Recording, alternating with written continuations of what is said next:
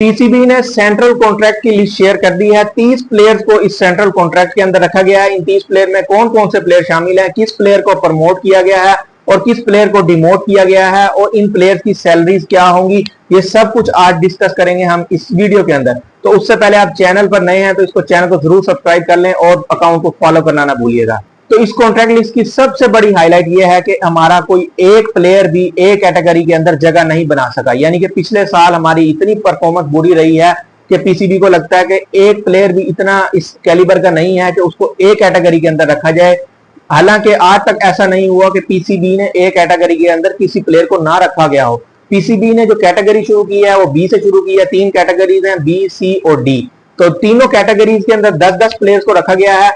पिछले साल A category के अंदर 2 प्लेयर थे, बाबर आजम और मोहम्मद रिजवान, लेकिन इस मर्तबा बाबर और रिजवान को डिमोट किया गया है। उन दोनों प्लेयर्स को ए से बी कैटेगरी के अंदर रख दिया गया है। 5 ऐसे प्लेयर्स हैं जिनको प्रमोट किया गया है, उनकी प्रमोशन हुई है। उसके अंदर हारिस रऊफ, इब्रार अहमद, साइम अयूब, T20 के कप्तान सलमान अली आगा और शादाब खान शामिल हैं। हालांकि शादाब खान ने पिछले साल कोई खास कारकर्दगी नहीं दिखाई, ना ही वो टेस्ट क्रिकेट खेलते हैं और उन्होंने ओडीआई भी नहीं खेली और सिर्फ कुछ T20 मैचेस खेले हैं और इंजरी की वजह से वो नहीं है ओडीआई स्क्वाड के अंदर, ना ही T20 स्क्वाड के अंदर। लेकिन फिर भी न जाने किस परफॉर्मेंस की बुनियाद पर शादाब खान को प्रमोट किया गया है। यंगस्टर्स को भी पीसीबी ने सेंट्रल कॉन्ट्रैक्ट ऑफर किए हैं, जिनमें साहिबजादा फरहान, हसन नवाज, सुफियान मुकीम और मोहम्मद हारिस के नाम शामिल हैं। इनको सी कैटेगरी के अंदर रखा गया है, जबकि पाकिस्तान के टेस्ट के कप्तान शान मसूद को डी कैटेगरी के अंदर रखा गया है। लास्ट ईयर वो बी कैटेगरी के अंदर थे, लेकिन इस मर्तबा उनको डी कैटेगरी के अंदर रखा है और लग ये रहा है कि शान मसूद अब अपनी टेस्ट कैप्टनसी से भी हाथ धो बैठेंगे,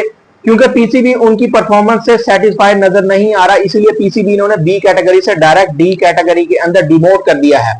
जबकि कुछ ऐसे अहम नाम भी हैं जिनको पीसीबी ने सेंट्रल कॉन्ट्रैक्ट से निकाल दिया है। लास्ट ईयर वो थे जिनके अंदर कामरान गुलाम, इरफान खान नियाजी और आमिर जमाल, ये 3 ऐसे प्लेयर्स हैं जिनको पीसीबी ने लास्ट ईयर डी कैटेगरी के अंदर रखा था, लेकिन इस साल पीसीबी ने इन्हें सेंट्रल कॉन्ट्रैक्ट लिस्ट से निकाल दिया है।